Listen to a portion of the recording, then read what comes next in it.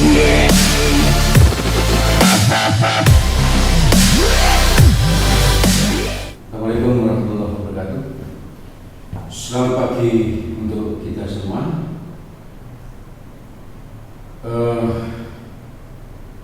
Coba kita berpikir sejenak ya, sebelum kita mulai pembelajaran kita pagi ini. Kita pikirkan masalah ini, misalnya kalau ada seseorang yang pensiun dari pekerjaannya, maka ada dua kemungkinan pemikiran dari orang itu. Orang itu bisa berpikir positif. Kalau dia berpikir positif, maka dia akan tenang dalam menghadapi masa pensiun itu. Jadi misalnya dia berpikir, saya bisa melakukan ini karena saya sudah pensiun, berarti saya punya waktu yang cukup banyak untuk melakukan sesuatu yang bermanfaat dan lain sebagainya. Bahkan orang yang pensiun itu berarti kalau dia berpikir positif, dia akan punya waktu yang banyak untuk mendekatkan diri kepada Allah, beribadah sebagai bekal nanti untuk hidup setelah mati. Jadi orang yang berpikir positif itu enak. Tapi kalau orang itu berpikir negatif, ya dia langsung pikir apa? Yuk, kalau saya pensiun gimana hidup saya? Gimana belanja rumah tangga saya? Jadi terlalu banyak pikiran yang khawatir, bagaimana dan seterusnya. Tentu hasilnya pasti jauh berbeda antara yang berpikir positif dengan yang berpikir negatif. Kalian pun harus selalu berpikir positif, Kalau ada suatu pelajaran atau soal, kalian menghadapi soal misalnya, maka kalian berpikir positif.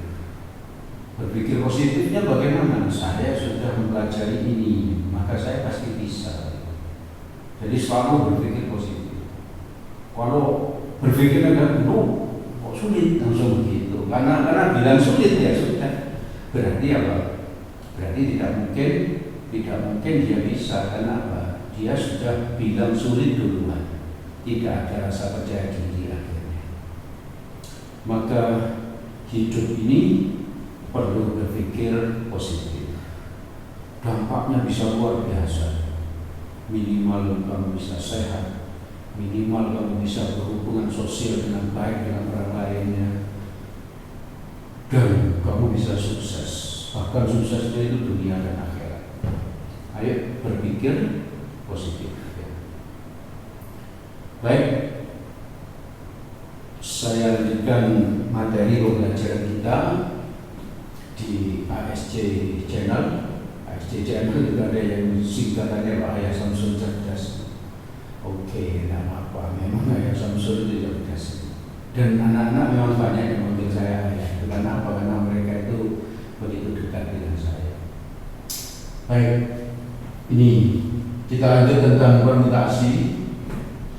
Ini termasuk kaidah penjajahan, yaitu materi matematika wajib kelas 12. Ini di SBMPTN sering keluar, dan soalnya butuh logika yang kuat ya, untuk membahasnya. Maka banyak-banyak berlatih untuk mengerjakan ini, bab kaidah penjajahan ini.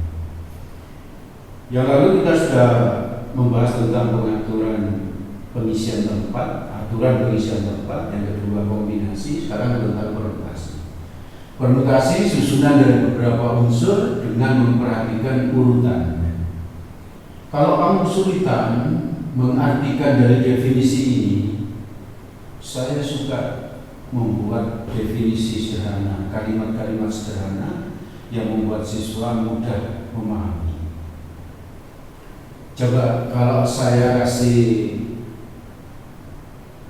kasih kasus seperti ini, bukan kasus kecil aja. Misalnya 75 dengan 57. Ini kan angka yang dipakai sama. Cuman saya balik gitu aja. Ini yang depan ke belakang, yang belakang ke depan. Apakah nilai kedua bilangan ini sama? Tidak sama, ya. 75 dengan 57. 75 ini sudah pensiun, 57 hampir pensiun, ya. Jadi tidak sama. 28 dengan 82 sama? Tidak sama. 82 ini mungkin sudah almarhum, yang ini baru menikah, ya, baru menikah. Ya, tahu ya, beda, berbeda ya. Nah, kalau dibalik, ditukar kayak gini, berbeda hasilnya, maka pakai rumus permutasi. Jadi tidak sulit ya. Jadi kalau ditukar beda, pakai permutasi. Rumus permutasi seperti ini. NPR sama dengan N faktorial. Faktorial kemarin sudah dibahas ketika bahas kombinasi. Dibagi N min R kurung faktorial. Jadi ini yang tersedia, unsur yang tersedia. Ini banyaknya unsur yang akan disusun. Ya, banyaknya unsur yang akan disusun. Pasti apa? N-nya lebih besar. N itu pasti lebih besar dari R, pasti. Maksimal sama, ya, maksimal sama. Jadi N pasti lebih besar atau sama dengan R. Sebagai contoh, saya ambil contoh sederhana dulu.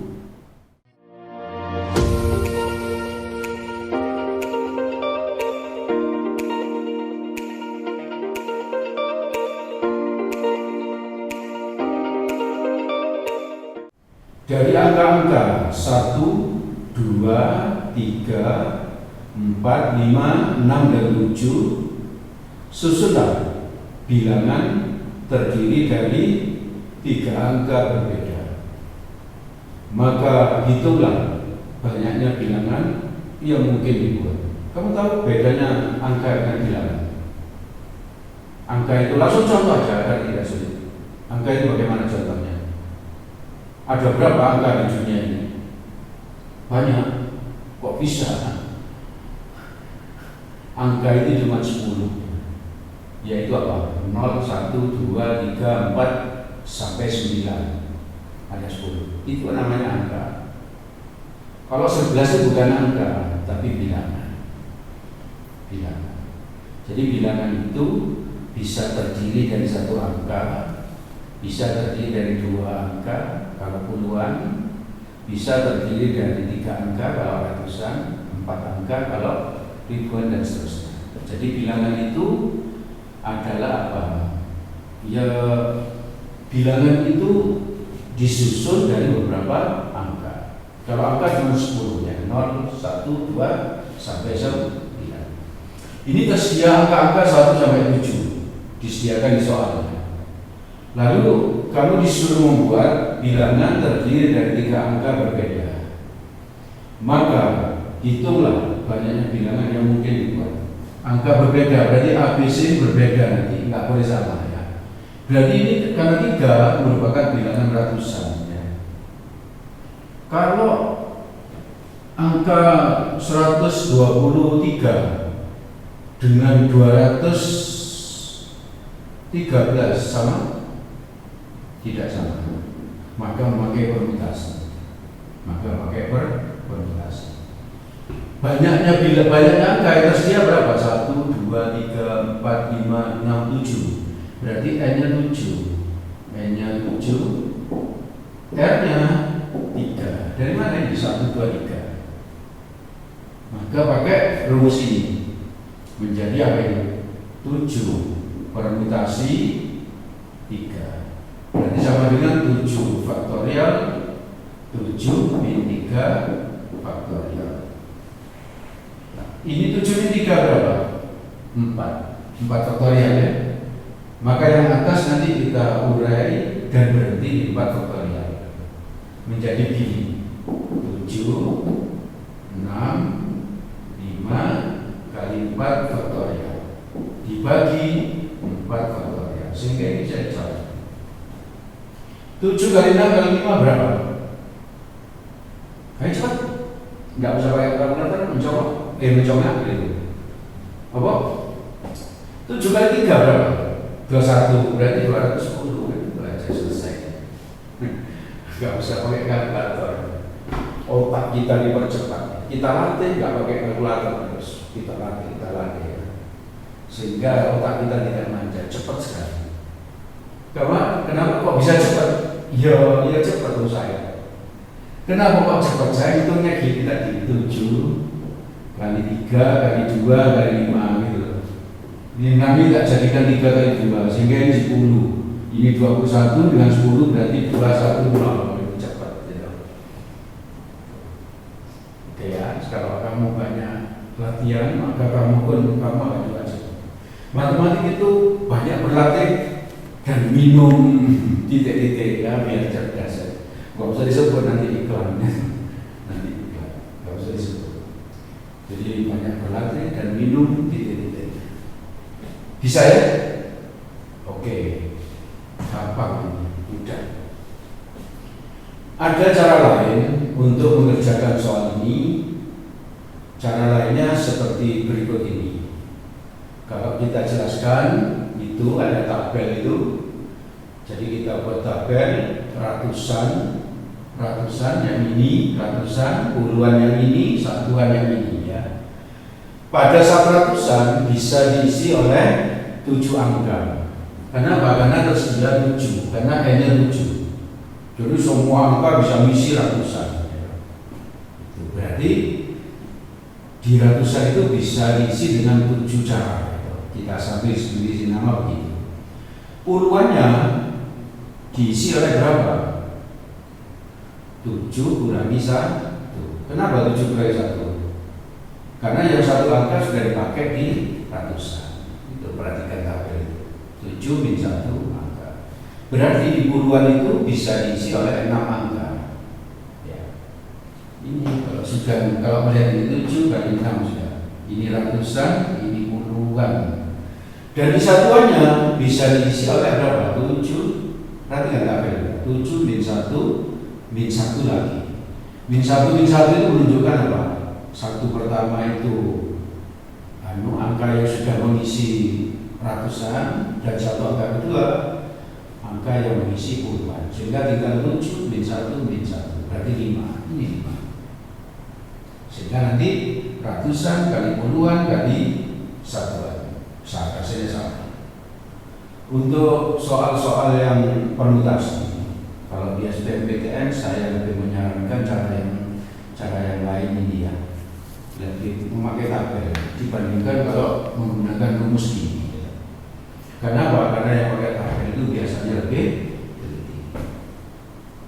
Oke ya. Sampai sini ada yang ditanyakan. Kalau kombinasi gimana? Ada yang tanya tadi, ada yang kombinasi. Kombinasi kemarin itu ini rumusnya. Kombinasi NR sama dengan N faktorial N min R faktorial kali R faktorial.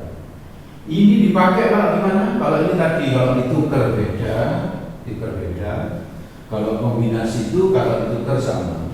Kemarin saya beri contoh, sebutkan nama siswa dari kelas ini. Ayo, nama siswanya siapa misalnya? Fan misalnya. Dengan Z ya. Fan itu Jafar, Z itu Zidan. Koma ya. Apakah sama kalau saya sebut Z dengan Fan? Sama kan? Sama. Kalau dibolak-balik sama pakai kombinasi. Kalau dibolak-balik beda pakai permutasi. Sama untuk mengingatnya. Diingat satu aja, jangan dua-duanya nanti itu kan. Yakini aja. Berarti apa misalnya? Kalau itu berbeda permutasi, berarti satunya kombinasi kan gitu. Oke ya. Yang cerdas cara menghafal itu. Baik, kita lanjut ke contoh berikutnya.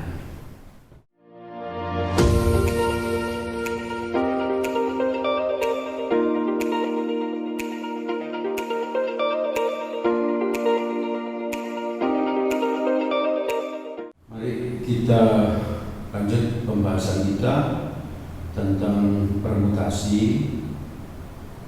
Kali ini contohnya kita agak tingkatkan ya, agak tingkatkan kesulitannya, sehingga masih lebih dibutuhkan logika yang lebih berat sedikit ya. Baik, contohnya saya ambil dari soal SBMPTN dari angka 0, 1, 2, 4, 6, dan 7. Jadi ini tersedia angka 0, 1, 2, 4, 6, 7. Susunlah bilangan terdiri dari 4 angka berbeda. 4 angka berbeda. Saya pakai yang kotak-kotak ini ya. Saya pakai kotak-kotak tabel. Ini biasanya lebih teliti dibandingkan kalau pakai rumus. Jadi seperti ini ada 4, maka nanti ini berbeda angkanya. Yang dimasukkan sini, yang dipakai di sini, pakai di sini, pakai di sini, pakai di sini, berbeda semua ya. Angkanya, bilangannya lebih besar dari 4.000. Nah ini jadikan pedoman bahwa bilangannya lebih dari 4.000 ya. Sekarang kalau di sini diisi angka 0, diisi 0, apa bisa? Tidak bisa ya, tidak bisa. Kalau diisi 1, tidak bisa. Mengapa tidak bisa? Nah, kalau ini jadi diisi 1, angkanya jadi bilangannya adalah 1.000 sekian. Padahal yang diminta lebih besar dari berapa? 4.000. Kalau 2 juga tidak bisa. Kalau 4 bisa. Kalau 4 bisa.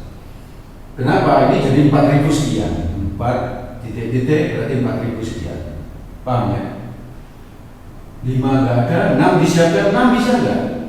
Bisa. 7 bisa. Berarti berapa bilangan yang bisa mengisi kotak pertama?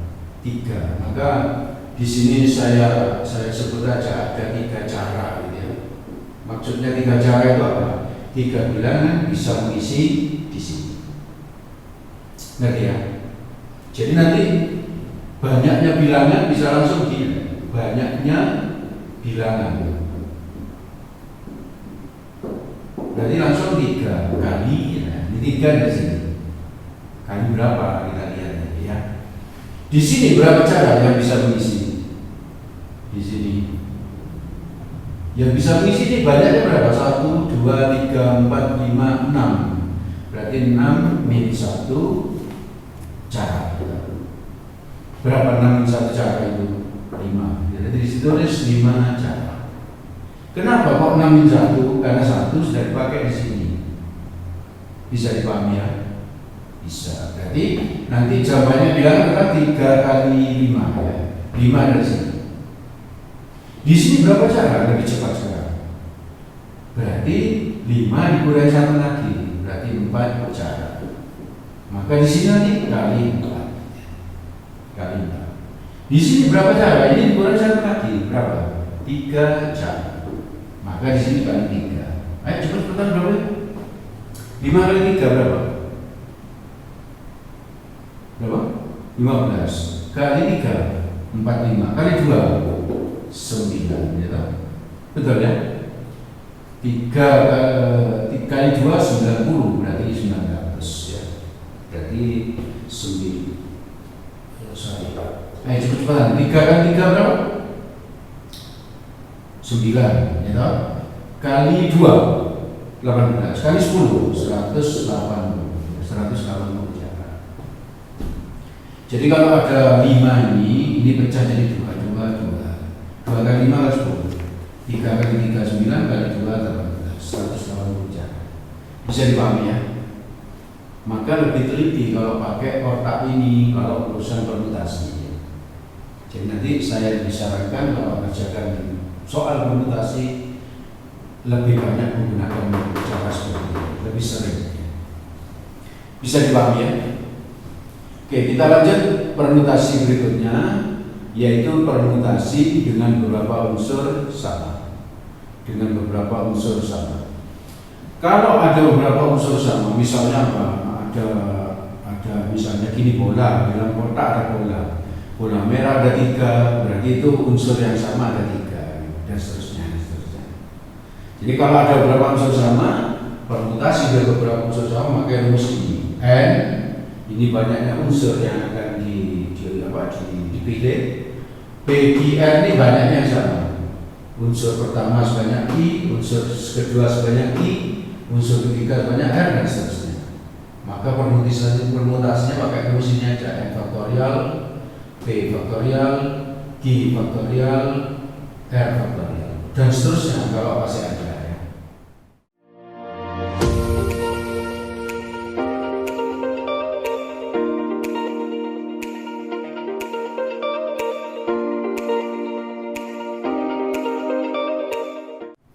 Sebagai contoh, saya ambil dari soal UNBK. UNBK itu ujian nasional berbasis komputer. Walaupun sekarang sudah tidak ada, ini tetap saya tampilkan menunjukkan apa? Soal ini cukup standar, ya, cukup standar. Baik, saya baca soalnya. Seorang pedagang boneka gemar menata barang dagangannya sehingga nampak tersusun rapi, variatif, dan menarik pembeli. Nah, ini pedagang yang berpikir positif tadi itu, selalu berpikir agar dagangannya jadi menarik sehingga banyak pembeli dan orang ini sukses sebagai pedagang. Oke, lanjutannya, dalam satu etalase barang dengan tipe sama yang diperdagangkan adalah 3 boneka warna merah. Jadi saya tulis ini boneka merah ada 3, terus biru ada 4, biru 4, ya. Dan berikutnya kuning ada 5. Terus ada kalimat ini, jadikan Bapak diperhatikan kalimatnya ini. Jika pedagang itu menata boneka tersebut dengan boneka kuning harus berdampingan. Jadi ini ada kalimat boneka kuning harus berdampingan. Banyaknya cara menata ke-12 boneka adalah karena kuning itu berdampingan, maka merah tetap ada 3, tetap ada 3. Biru ada 4, kuning kita anggap 1. Kenapa? Karena berdampingan. Kalau berdampingan kita anggap 1, ya.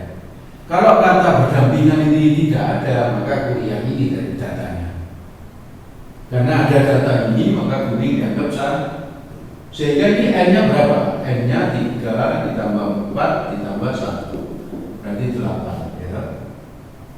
Sehingga banyaknya susunan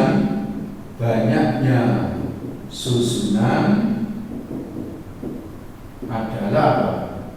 Susunan berarti pakai itu 8 permutasi ini 3,4,1. Bisa dipahami, ya? Karena ada 3 boneka yang sama, berarti unsur sama. Berarti sama dengan apa? 8 faktorial, 3 faktorial, 4 faktorial, 1 faktorial. Maka di sini yang terbesar 4 faktorial, ini kita urai berakhir di 4 faktorial. Jadi berapa? 8, 7, 6, 5, 4 faktorial. Bisa, ya? Dibagi 3 faktorial kita urai jadi 3 kali 2 kali 1. Bisa. Kali 4 faktorial, 4 faktorial biarkan tulis 4 faktorial, 1 faktorial itu 1. Sehingga ini bisa dicoret. Tahu, ya? 3 kali 2 kali 1 berapa? 6. Berarti ini bisa dicoret dengan ini. Tinggal ini. 4 kali 7 berapa? 28. Kali 10 280. Berarti ada 280 cara menyusun dari boneka-boneka yang ada itu. Sehingga tiap hari bisa ganti nyusunnya, biar selalu menarik, Bisa dipahami, ya? Jadi soal ini mudah, ngitungnya mudah, cuman yang agak susah sedikit yaitu apa? logikanya sehingga banyak latihan sehingga logikanya baik. Dengan banyak berlatih dan minum titik-titik, kamu akan lebih cerdas. Oke ya. Ada pertanyaan? Tidak ya.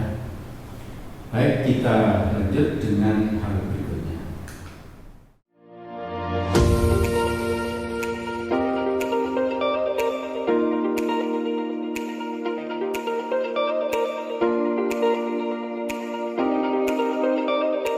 Baik, kita lanjutkan pembahasan kita tentang permutasi. Kali ini saya akan menambahi teori tentang permutasi siklis. Permutasi siklis itu permutasi yang melingkar, yang melingkar. Misalnya apa? Misalnya gini, satu keluarga duduk melingkar dan seterusnya, mengelilingi meja, misalnya seperti itu kasusnya. Maka permutasi siklis itu memakai rumus ini. N permutasi siklis yaitu mengelilingi sesuatu ya, sama dengan N-1 burung faktorial. Rumusnya sederhana. Contohnya coba kita lihat. Saya baca contohnya. Sebuah keluarga terdiri dari ayah, ibu, dan 3 orang anak duduk mengelilingi meja untuk makan bersama. Ini ayah, ibu, anak 3 ya. Anak 3. Jika ibu dan ayah selalu duduk berdampingan, ayah dan ibu selalu duduk berdampingan biar tampak harmonis di depan anak-anak. Jadi memang harus seperti itu ya. Berapakah banyaknya cara mereka duduk? Ayah dan ibu berdampingan. Maka karena ayah dan ibu itu berdampingan, ini kita anggap 1 orang, satu orang.